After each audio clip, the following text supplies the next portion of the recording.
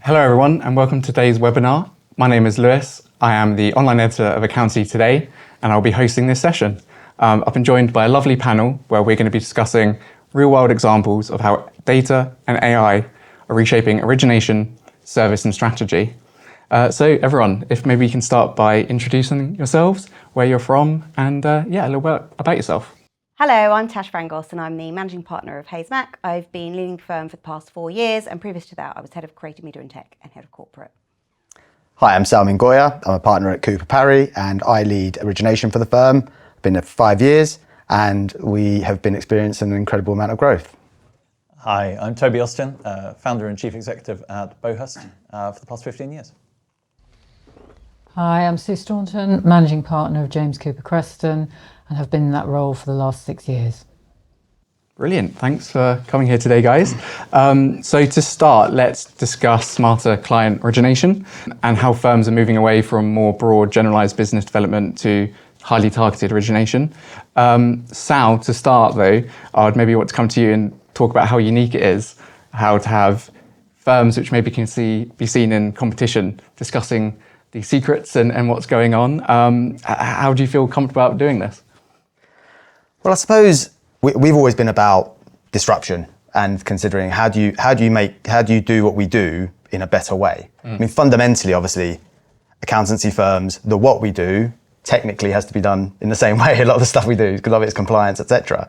But I think when it comes to how you position yourselves in the market, I think the key there is that different businesses benefit from different accountancy firms or different professional services firms based on who they are and what they do.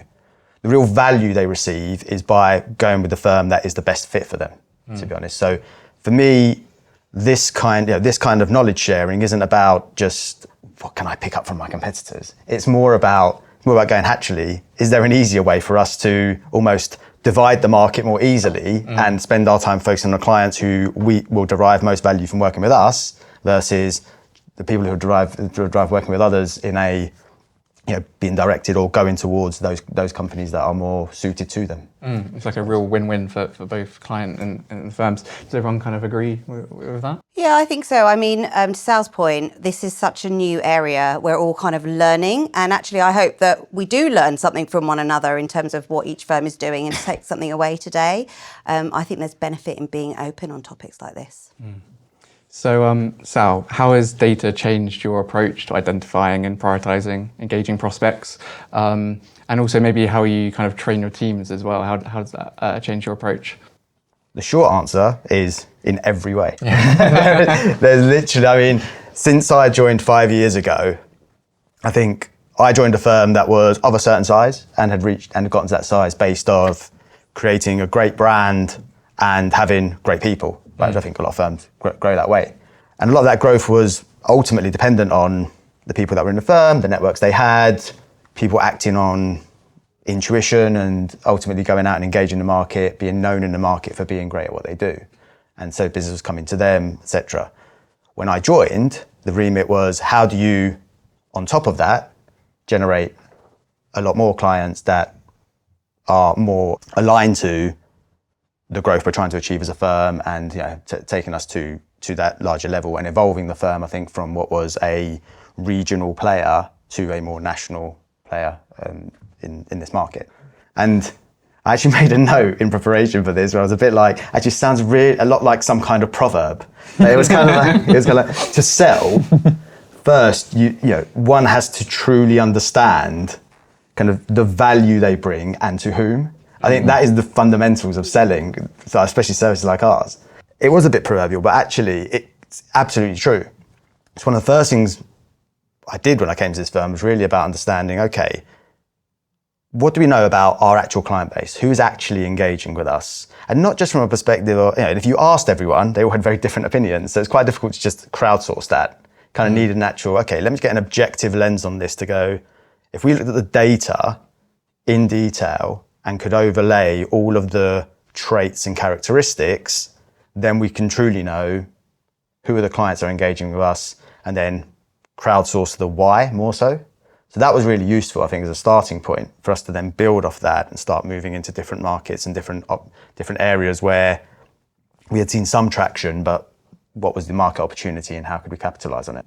Once you'd done that, then it was about understanding, okay, what opportunity sits out there for us to go and win? How do we then go about building that? What kind of strategy we're going to adopt? And that was all fueled by the data itself. You couldn't build that strategy without the data. And as we grew and grew, we had to constantly keep evolving the brand and keep looking at who we were hiring. So it impacted all of our hiring structures. It then impacted the direct go-to-market team that I was building and how those individuals would engage with the audience. So in essence, it changed everything. And going back to that point I made earlier around that almost fit equals value, as well, it allowed us to go, well, where are we going to play, but where are we also not going to play? Because there's certain parts of the market where it just didn't make sense for us to even go into, based on either what we had already in terms of our credentials and the skills we had in the business, but equally, fundamentally, in terms of the way we delivered our services, we designed them to deliver value to a specific audience, which is very much that mid-market client who is looking to grow. So the stuff that's outside of that was stuff that we needed to remove in terms of just doing the whole typical thing of we'll do any work for anyone who's willing to pay for it. And I think that's the key, right? So then we could really go strongly to market on that, with that strong belief of we're genuinely going to clients who derive value from us, not just approaching everyone and hoping that somebody buys from us. So yeah, it's very much all driven by the data and what that data was telling us. Tash, I was actually going to follow up with that, saying other internal behaviours or processes that need to be changed to make that work and make it more seamless.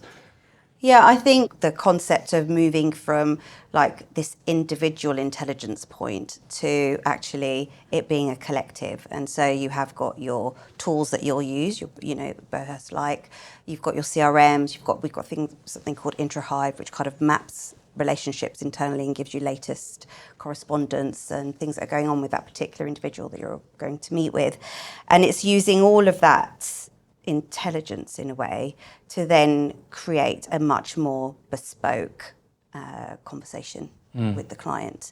And as we continue on this path to automation, which our industry is in the midst of, and there'll be further to go, that is where the value is going to be. And so it's also then thinking about what skills do we need to equip our partners and our directors and all the team with, because actually the expectation will be that it's not just one department, the BD department, that this has to sit with. Everyone in the firm is going to need to be equipped with the skills to be able to have that sort of interaction with a client or potential client.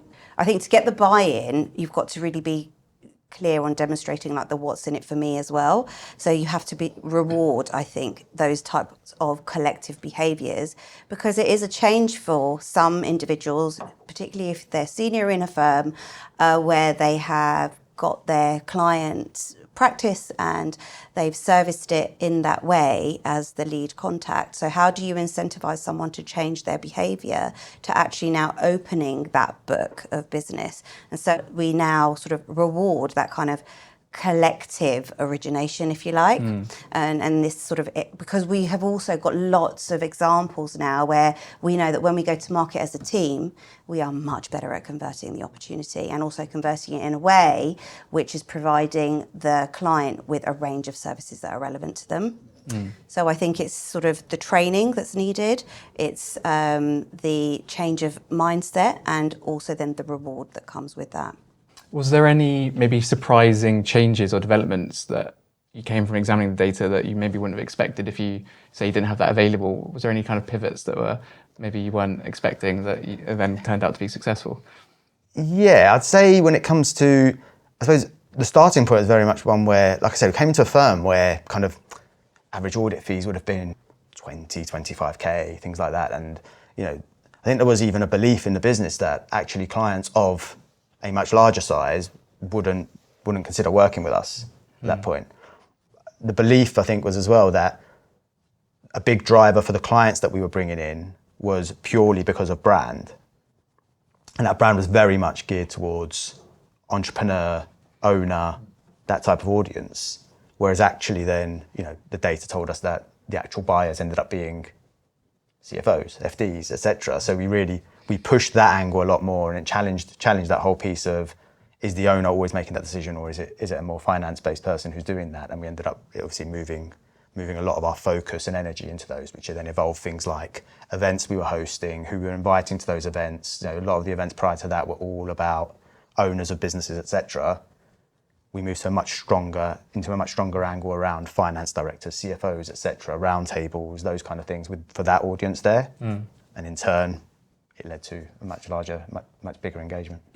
So when we're talking about in terms of as well, looking for market signals and using real AI-driven data in terms of market insight, have you got any real life examples or strong tangible examples of where that's maybe led to earlier engagement? Absolutely. I mean, feels like I've been teed up for this with for Beauhurst, but yeah, I mean, absolutely. It was one of the first things I did when I came into the firm again was straight away really push in on that angle with Beauhurst, and especially for our tech and high growth audience, it was one where already historically in a previous role I'd used it extensively, and so I think when we came in here, it was the first thing I did. It was kind of, so if we want to supercharge that area of the business, Beauhurst is the way to go. And there's an example of a client who had done a large Series B round, had brought in a new finance director, CFO, and we knew, having experience working with a lot of those clients a number of times, when we approached that client, we could be very clear from the outset on, this is the reason we're approaching you, this is why we're approaching you now, and we can articulate value at all these stages that we know are coming now for you in the next few years. And so we could position the whole firm to provide a solution to them that was going to be extremely value add throughout the next few years for them. So straight away, it was almost a no-brainer. It'd almost be foolish for them not entertain that conversation. And then equally, there's that timing piece, right, which is crucial in what we do. And you can just constantly canvass the market and hope that you catch someone at the right time, or you use triggers like that to be, okay, now I'm reaching out to you. The reason I'm reaching out to you is for this reason. And as well, I think clients appreciate that more as well. It's that whole piece around, GDPR talks about legitimate interest and things like that, but actually, it's not really about the GDPR circumventing that. It's actually about, well, if I'm being approached by anyone to sell me a service, I want to know that person is actually coming to me with something that is going to add value to me and can articulate why it's going to add value to me. And I'll entertain that. I won't entertain somebody coming to me and just hoping they've caught me at the right time to pitch me wherever they're trying to pitch me. And I think that's a really important point. I think it's the fact that also once you've identified a target and done your initial research, and it might not be the right time at that point, you then previously would have had to manually make sure you really check in on that to see when is the right time, whereas 100%. All of that can be automated now. Absolutely. Sue, how do you think that maybe affects how the selectiveness and how firms are being selective of who they work with? Are they becoming more or less selective in terms of when you've got that data you can target? I think it makes it so much easier to be much more selective. So it's not just about size of client, or it's the sectors that they're in, and it's the sort of services that you can perceive that they actually want. And it comes back to Sal's point, you can match what you as a firm can really offer to a client and what you think that client is going to need.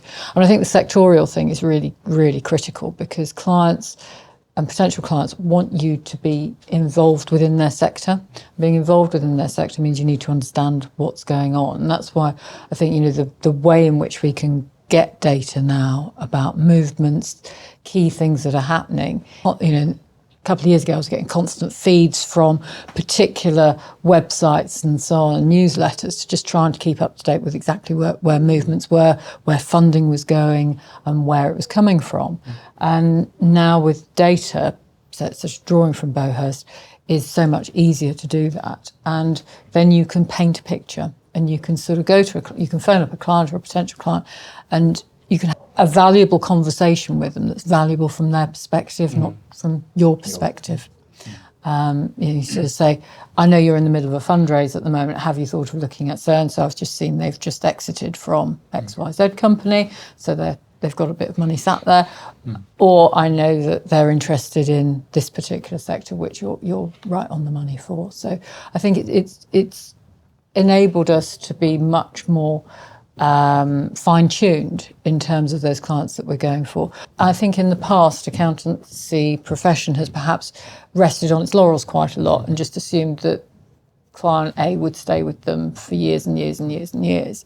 And I think now clients are rightly becoming more demanding. They want people who are very much more engaged in their business. And so the ability of us to draw on data to, again, talk to them knowledgeably about what it is that worrying them is that much more valuable.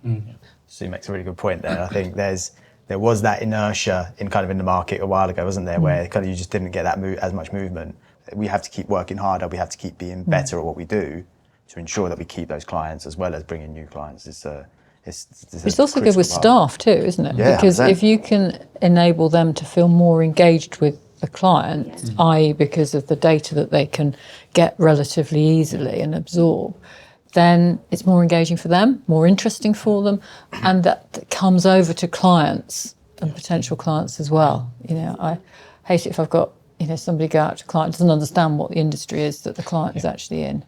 And that has to go right the way down to the most junior people within the team. And that comes all the way back to your point around the whole team needs to understand everything when it comes to CRMs, etc. They need to be really detailed on how did we engage that client, what did they engage for, what are the things that they expect from us, and make sure that we're delivering to those across the board, as well as then that tying into outbound teams, marketing teams, ensuring that the brand keeps evolving to what clients want, what the market wants. And so it's literally across everyone, from the partner who's leading the relationship through the team that's delivering the work, through everything, sales and marketing. Yeah, I agree. To Sue's point, it's more interesting, isn't it, I think, for our trainees, our associates, to be engaging with clients in this way. And frankly, what hasn't changed is the value that clients place on an advisor. That, in my view, hasn't changed. But what they are expecting is more engagement, because they know that there is automation happening to deliver the service. And so what's going to keep them sticky is that relationship. And Absolutely. so therefore the richness and the content of that conversation matters even more. And that's where, again, the data adds to the richness of that conversation. Yeah, absolutely agree. Toby, just from your perspective, I just wanted to hear about how businesses sometimes respond when maybe that data, the data they're receiving challenges what their intuition was, what they thought might be the case. What's your opinion on how accepting they are of that, and also how they go moving forward? Yes, it touched on Sal's point from earlier. Intuition is always going to be based on quite a small, relative to the full market, set of experiences of that individual, and therefore there will always be some biases in that as well. What we see across our client base is, firstly, the inevitability that the data will challenge that intuition, usually very quickly. The clients who are happy to lean into that are the ones who will end up evolving and growing. What we always encourage people to do is to test and iterate. If you're there with an open mind, the data is saying, for example, this looks like a fantastic client for you, but your intuition is screaming, I'm not sure about that, that looks like a waste of time. Try it. It's actually a relatively low investment to go and figure out whether the data is right or your intuition was. Go and try and have that conversation, record what the result is, and then either you will end up going, well, actually, maybe we're not quite using the data in the right way, and you can feed that back into your systems and processes upstream, or quite often more likely, it's something that can help you evolve your intuition over time. I think it's important to note that data and intuition are not two separate principles here. They're not. The whole point about adopting data as a kind of in your firm-wide culture is to evolve everyone's intuition and adapt it in that data-driven way, so you end up with better outcomes for the firm. Obviously, with automating kind of routine work, it frees up other time that would be spent into more worthwhile issues. Sue, I'd like to come to you. I was wondering if and where maybe you've seen the biggest efficiencies gained from automation. The obvious one that people always talk about is that AI can do the heavy lifting. So it can do the population of the tax return, or some of the extraction of information from client records for audit, and that is really important, and it's a massive mind shift for a lot of people. But it can be transformative, because it then changes people's experience of being an accountant or being a tax advisor, because they're not concentrating on the putting number A into slot B, and they can then stand back and be objective and look at what are those numbers actually telling them. That's the real prize. The second element of it is it enables people to have more agency over the way in which they organise their working life and the way in which they deliver. So, we've got various tools in-house, Copilot, for example, and different people use it in very different ways. But it doesn't mean to say it's any less, it's probably more effective because we're not mandating you've got to do it this way, because the tools themselves have so many different applications and ways of working. And I think that's good. So the benefit we get from that is actually people feel more autonomous. And so that then comes to, what does it enable people to do? And what do we do with the time that's saved or the resource that's saved by not putting data into spreadsheets? And that's about, coming back to Tash's earlier point, it's about this advisory piece. Clients really value the engagement. And that's, that is the interesting thing. And so we're in the middle of doing a lot of work as a firm about how do we help our teams, right from the earliest trainee up to partners, to become more effective advisors. What are the tools they now need in terms of soft skills, of how they interpret the data that they're getting, because there's a big piece around that. Whereas in the past, you go to a client and you'd throw them a set of accounts. We wouldn't throw them, but you'd give them a set of accounts, you'd give them the audit report, and that would be job done. But now actually, clients want a lot more. They want interpretation of what does it mean that this number here has moved? Where am I going to be if I continue on this trajectory? And you can use tools to help you to sort of predict what the forecast outcomes will be. But then then we could change that. If we changed that particular element by 10%, like if we reduced your expenditure on headcount by 10%, what impact would that have? And it's not just the linear, well, cut the cost by 10%. It's actually what resources, how would you then reorganise your resources and those sorts of things. So I think it's very much more that the impact of AI and data is going to be making accountants become again business advisors, because I think probably 20, 30 years ago we were advisors and we were trusted advisors to clients, and I think there's been this period where we've become very compliance based and delivering compliance based information to clients. Yeah, I completely agree. I think actually that's a really exciting opportunity Oh, out of all of absolutely. this, isn't it? And we have, rightly so, obviously, been, as an industry, very focused on the quality of the work that we deliver, particularly in our very heavily regulated audit service line. And so this is an opportunity where we can actually shift some of that focus back to the bit that probably we also get more enjoyment out of as well, actually, and the client sees more value in. Yeah. I think sometimes talking about moving to automation, there's always people that are a bit hesitant with the risks, whether how large or small they are. I just wanted to kind of put to everyone, how do you think you best go about managing those? A massive risk for us as a sector, I think, is that how do we effectively train our trainees if they're not doing the basic doing?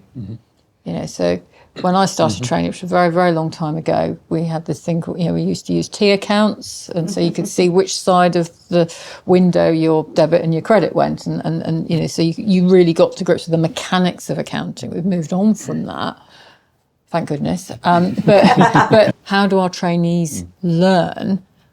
And then from that learning, give them another ability to advise. So I think that actually, to me, is one of the biggest risks that we have, so that people are engaged and don't just skip over all that, because then you can't really give advice. And I had a massive lesson on that probably about 10 years ago, when clients said to me, well, that's, really like the service that you're giving, but your seniors or associates are sending us a list of journals at the end of the audit that are impossible to post because they're referencing nominal codes that just don't exist. And you sort of sit back and think, and that's because they don't understand, because they've not done the putting together of the accounts in the first place. They don't understand the way in which it works. Now that's less of an issue now because we're all using, particular packages and that sort of thing. But the point is, if people don't understand fundamentally, then how do they? So that is a massive risk for us, I think, because I think you can get over the bit about has AI got it right or not by the way in which you review and the way in which you ask. Let's say you've asked AI to pull out data in relation to a particular tax issue, and you have to make sure it's got the references are absolutely correct, and you go back to those references and that they are current. Because I'm sure we've all done that, where you put something in and you look at it and you think, well, that doesn't sound right, and then you realise it's from 1999 or something. So it's massively out of date. How do you think firms can go about, again, not losing, say, for the associate trainees, but that is a grounding? Is there finding new ways to give them that experience, but still keeping the efficiencies gained by automation? It's got quite a fine balancing act, doesn't it? Yeah, I think a lot of it's around the training. We have to change the training that we do, and it probably has to be more practically based training rather than theoretical. And that's something that we have to work on with our regulatory bodies as well. So the Institute of Chartered Accountants and so on need to think about, the exams that people do. Are those still the right sorts of exams given the landscape that we sit in? Toby, I wanted to ask about kind of like the data signals that can help spot risks for clients and how automation is making it potentially easier and to spot it earlier as well. What are your thoughts on that? I think the first point is that the data signals that are of use rarely come from financials or regulatory filings because by definition, they're at the end of the process rather than the start. So what we find with our clients is that it's actually looking at stuff that is as close to live as possible. So whether that is fundraising data or whether that's innovation data, or whether it's for example, something that's come out of news or people changes, all of these are really quite high signal data points that can unearth risk or indeed opportunity within a client. A good example that we get quite often back from clients is something like a company publishing a news article about winning a client abroad or potentially opening an office abroad. Now that kind of international expansion piece seems to be a very regular thing, where a company will go ahead and do that without necessarily really understanding the risks involved, the tax situation involved, the compliance issues involved, and so on. So if you're able to be monitoring your client base at scale and pick up on those things, even if you haven't spoken to the client for 6-9 months, you have no idea they were doing this. That's a fantastic thing for a client to receive, from you as a service provider. It is that I'm looking out for you behind your back, and that's likely to result in a very fruitful conversation and probably a much more pleasant conversation than when you do catch up with them at the 3 months after the year end, going, you've got a problem here, that's going to be expensive to fix. That's really going to separate firms from the others, isn't it? It is, absolutely. And I think even more than that, it's worthwhile noting that quite a lot of this comes from not just individual signals, but kind of patterns of signals. Leadership changes is a really good example there. Losing one senior person at one of your client firms, noticing that they have moved on, that could be something that you need to know about, particularly if they were perhaps your main point of contact there. But it's probably not a big thing for the firm itself. Noticing that they've lost 3 or 4 senior people in a short period of time, well, that's a really good indication that there's something going on or going wrong in that business. So understanding those signals, thinking those through, making sure you have the system set up in order to do that monitoring is absolutely key. Tash, as Toby's mentioning there, that these are really good opportunities for firms to kind of stand out. If firms do that, and over time, do you think maybe this is going to lead to changes in expectations from clients? Maybe that start expecting this, and what does that mean for the firms that aren't up to speed? It will become the norm, won't it? As in that will be expected as part of the client service. And if you're not sort of already starting to think in that way, there will be other firms that already are in a way, which puts the accountant at risk. the bit that we haven't covered, of course, but was in the news, I'm sure we all read that FT article a few days ago, is the impact that has on fee conversations with clients, where there is this expectation that surely tech's doing half of the audit now. And so what does that mean for my audit fee or my tax return fee? And so, it will be really interesting to see how the market responds to that, because it cannot just be a race to the bottom. There is much more value that this profession brings. We are valued advisors to our clients, and so seeing how the market responds to that is still a bit of an unknown, but will be incredibly interesting, because it won't be a conversation about hours times charge out rate. It will all be about the value that you're delivering to that client across a range of areas. And some of us are already doing it, but we're doing it as maybe client leads. All of our team are going to have to be able to talk like that, like from associate level and up. That way of thinking and talking about value can't just sit at the partner pool or the BD market-facing team. Yeah, it's a huge mindset shift. And I think, touching on all those points, I think there's, I think clients right now, I look at when we're constantly monitoring, okay, what are the sources of the opportunities we're generating, where are they coming from, what channel they're coming via.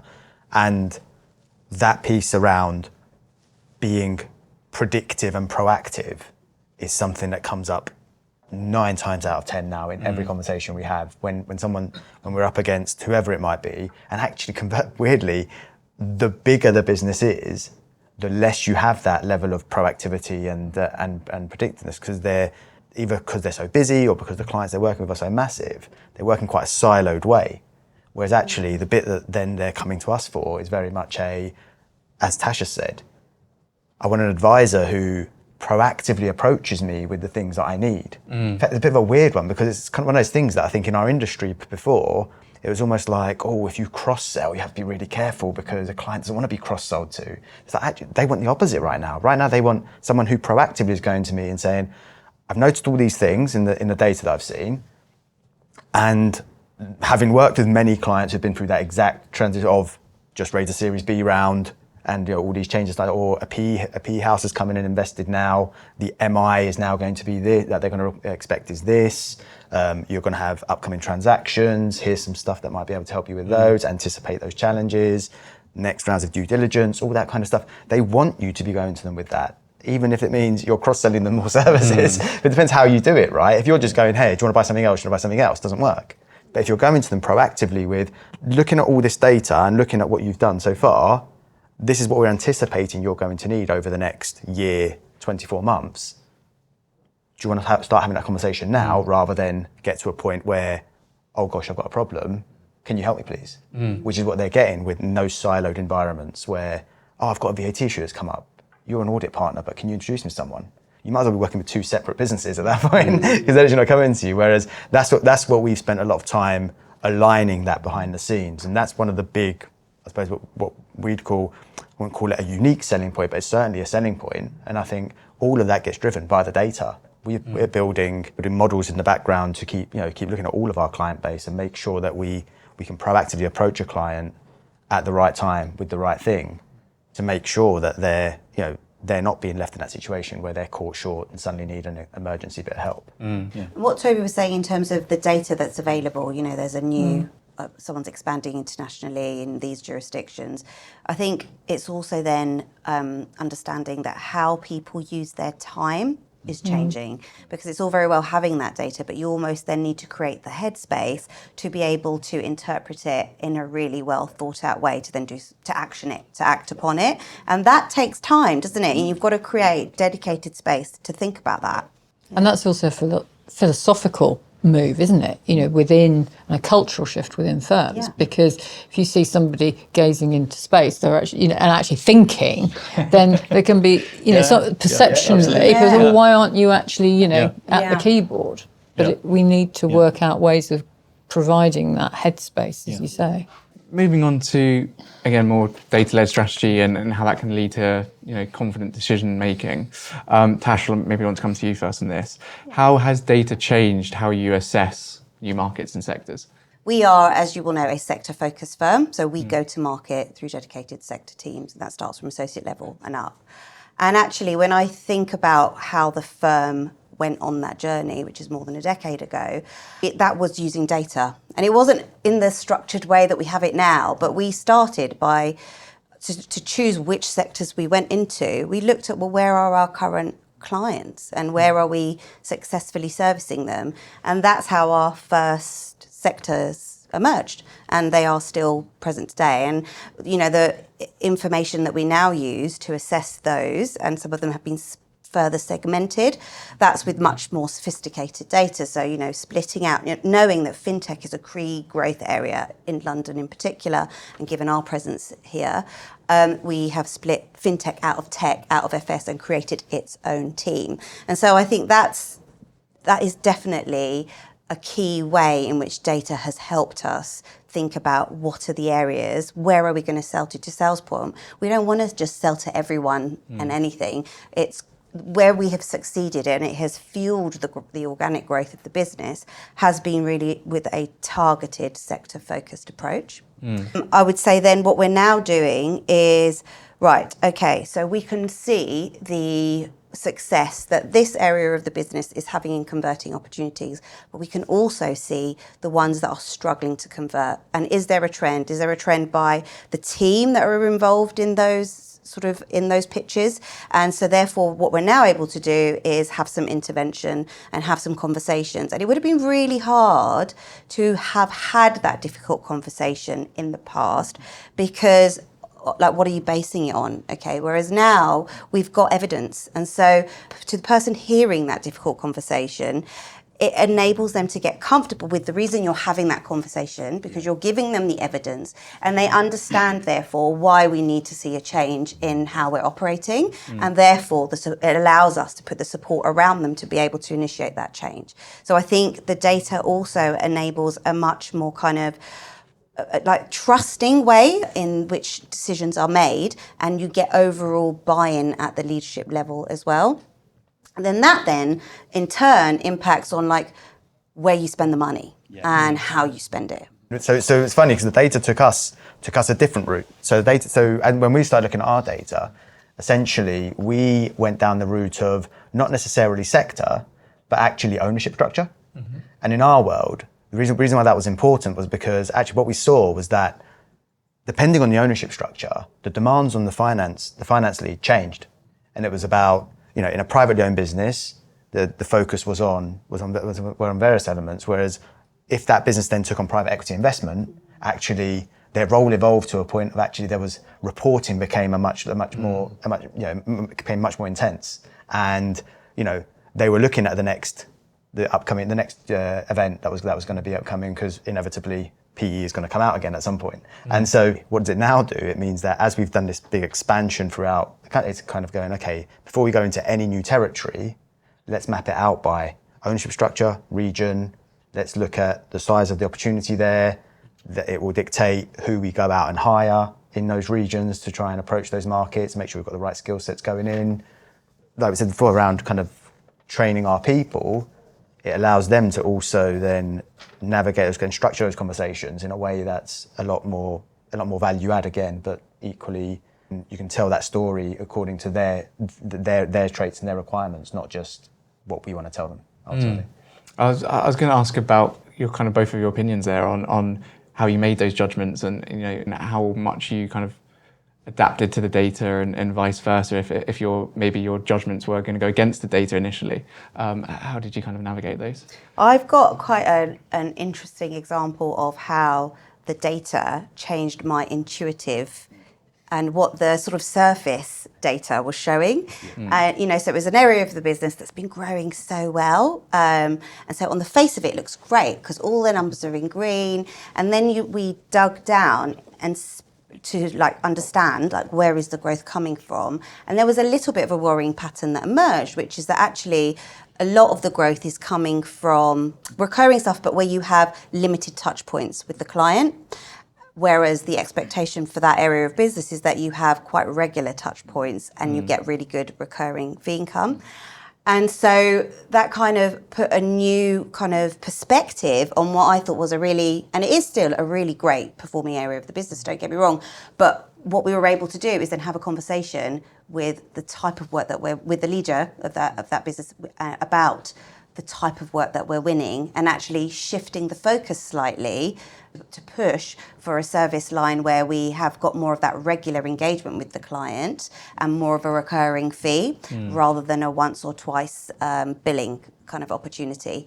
So that is interesting to see, like how, you know, on the surface it all looked good, but we needed to dig down into the type of work that we're winning, the type of clients that we're winning, to kind of see that actually there could be a problem further on down the line. It might not be a problem this year, but it could be a problem in 1-2 years' time, because we're not going to have that recurring touch point going on. Yeah, and that transactional piece is probably the key one in our sector, I think, where you've got recurring revenues versus transactional revenues. But I think, I think it's things like, for example, in terms of how it's shaped things, I'll go to market, you look at our website now, it very much has these structures now as the ownership structures as kind of as a main piece that people go on to. Well, you know, so now we've got these essentially what we call squads internally, where it's literally like you've got certain partners who have a particular concentration of clients in that ownership structure, for example, a lot sitting with BD teams, sitting with marketing people, sitting with originators, sitting with cross service lines, and suddenly the conversations they can have about how the various service lines are going to impact businesses in that space, and also get them to take that time out and think about, okay, in VAT, how is that likely to play out? And in, when it comes to due diligence or international tax, how is that going to play out? It just constantly fuels the outbound messaging to be a lot more specific to that audience. And like I said, we talk about that personalization at scale. That's exactly what we're talking about. If you want to be competitive, etc., you've got to act on a combination of instinct and intelligence, intelligent insight that you're getting from the data. I feel like, and I think I think it's Colin Powell, the ex-Secretary of State, did a whole 40-70 sort of thing, rule, whatever it is. Because rarely do we have 100% of correct data. It's just, it hardly ever exists. You never have perfect data. But if you act with less than 40% of the data, and you just act on an instinct, you're being a bit reckless, and you're probably going to miss quite a lot of opportunity. I think if you wait for more than 70%, then you may miss the boat completely. So you kind of need to act in this zone of like 40 to 70% to say, as long as my data is accurate enough and I can apply the instinct and the intelligence that I'm getting from not just myself, but my colleagues, everyone in the business, then you're in a really good place to be successful. I think if you leave it, like I said, you can leave it too long or you act too quickly, you can then make a mistake. So definitely data, etc., becomes crucial in any of those decisions, whatever you're doing, whether it's the market you're going to go into or whether it's the conversation you're about to have with a client. Toby, when we're talking about, say, kind of capabilities in terms with data from client side, but also from firm side as well, what would you say are the essential foundations in order to get to the point where where Sal's talking about where they're truly kind of data driven? What are the foundations needed?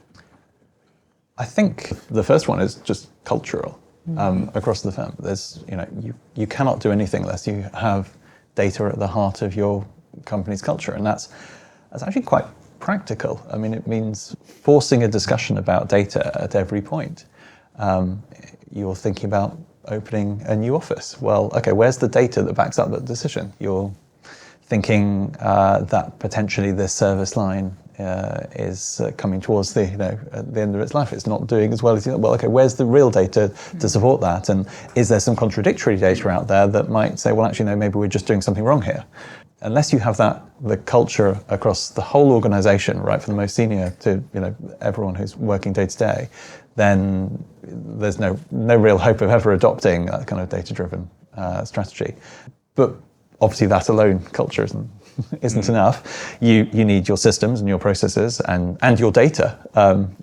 They need to all plug in together, and that's complicated. You need to make sure that they're the obvious ones. Your CRM, is it fit for purpose? Is everyone using it? Do they know how to use it? Your provider of data, people like ourselves, what's that allowing you to see? Can you get full coverage of the whole market and all of the signals that you're desiring out of that? You need to make sure that things like your billing systems all plug in together. Your AI tooling talks to all of that, because if it doesn't, then it's operating at least partially blind.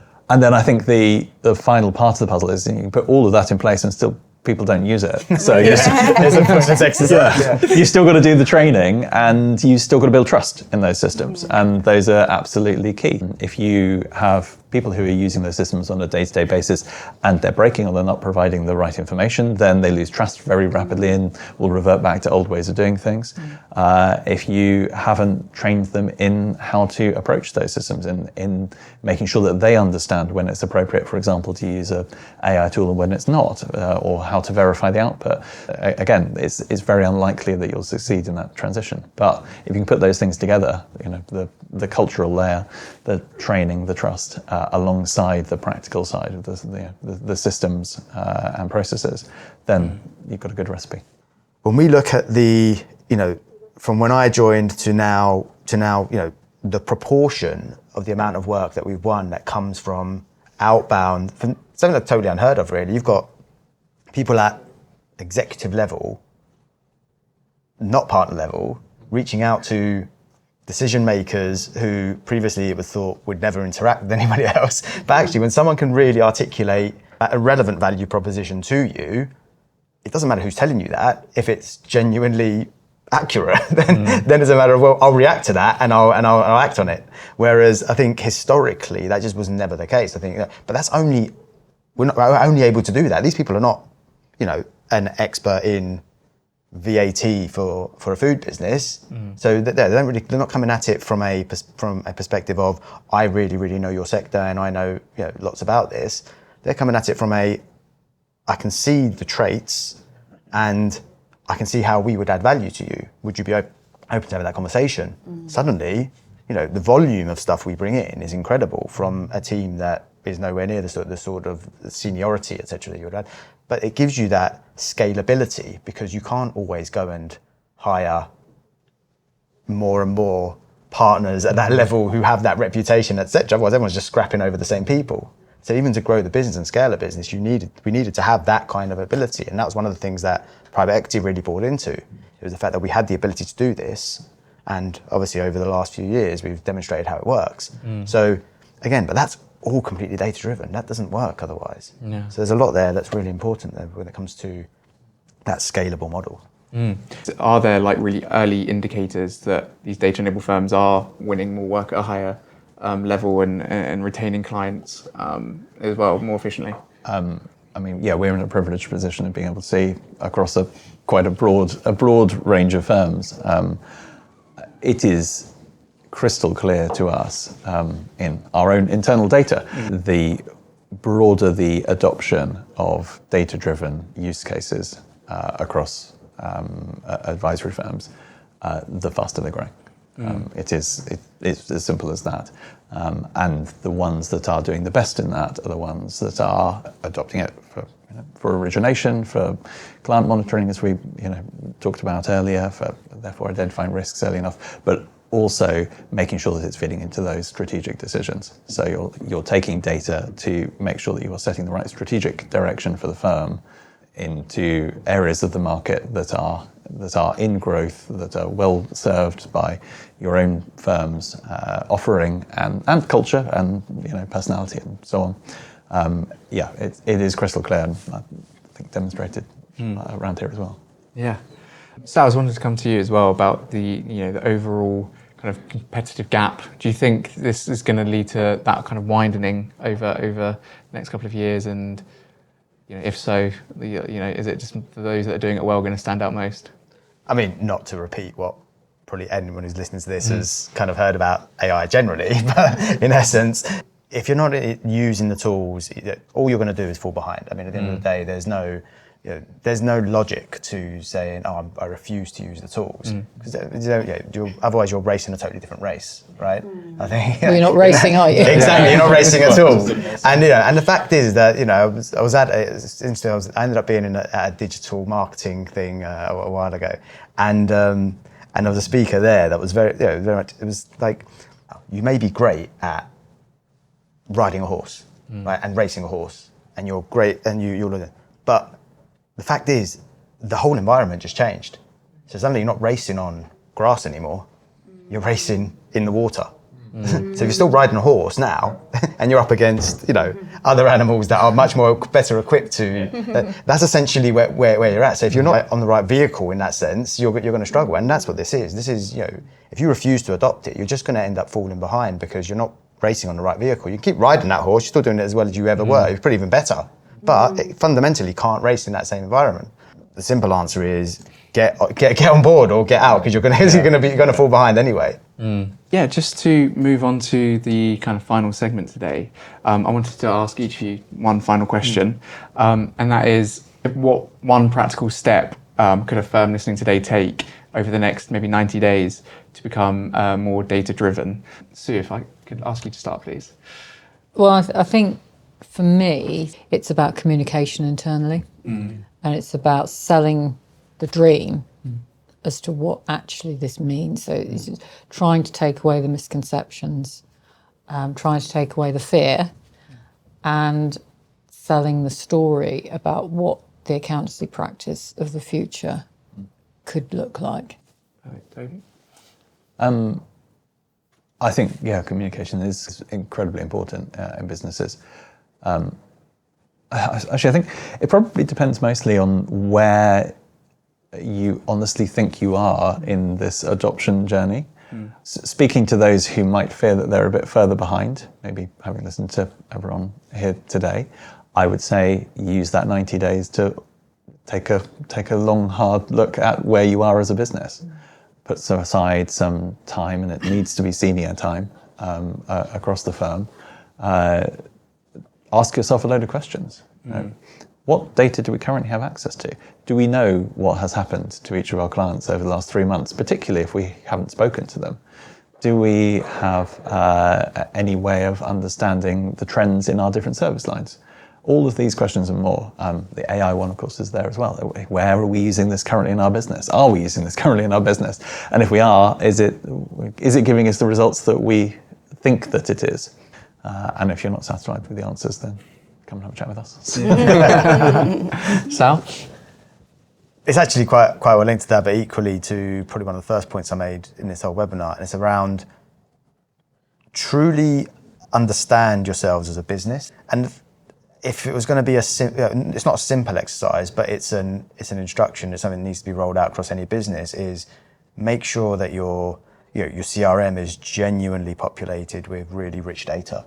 I think once you've got that, it allows you to really start getting crazy insights into, okay, what actually is our client base? It just starts dispelling the myths that most people have about their own business, where, so-and-so just brings in loads of clients because they are just this magical sales creature. And it's like, well, it's not. It's just that they do something really well and consistent. And that's what gives you then the ability to truly scale. So I think, but it all starts from truly understand yourselves as a business. Make sure your data and your CRM is super clean, so that then you can carve it up. And because it's pointless having a good CRM if it's not full of rich data. That's the crucial bit. The crucial bit is start from a really strong data point to then do all that analysis and the planning and the strategy, etc. But data needs to be solid in the first instance. Yeah, perfect. Tash, anything to add? Yeah, mine was similar in terms of, map the data that you've got and make sure that it's really good quality, which is obviously more than a 90-day exercise, of course. I have to say.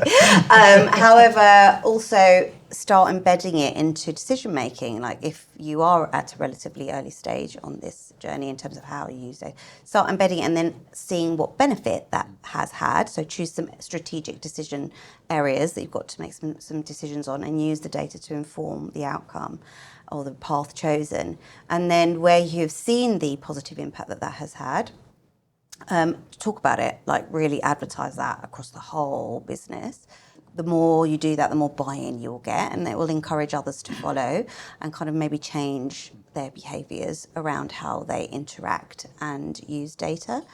And then on the sort of AI tools and the range and what's out there, I think don't just do it for the sake of doing it. Like, don't just use a new tool. Like, really think about what do I want to solve or address in my business to make a quicker decision, make a process more efficient. Like there's got to be don't just do it for the sake of doing it. So there's got to make sure you're clear on what return you would like to see before making kind of any investment. I would say that has been a challenge for us as well, because obviously there's lots of excitement that comes around that, and we encourage a community of people to engage with AI and the tools that are available, and that's a really valuable way of people spending their time, because often they are people that are really passionate about engaging in that, and that's where a lot of these new things that we're now using have come from. But it gets to a point where there's so much momentum, you're like, okay, let's just sort of focus our time a little bit on the ones that are really going to be a dial shift on what we're trying to achieve. Brilliant. Thank you so much for discussing all these topics today. It's been really interesting listening to you kind of dissect them. But yeah, I just want to say thank you so much for your time, everyone. And Thank you. Thank you. Thank you. Thank you.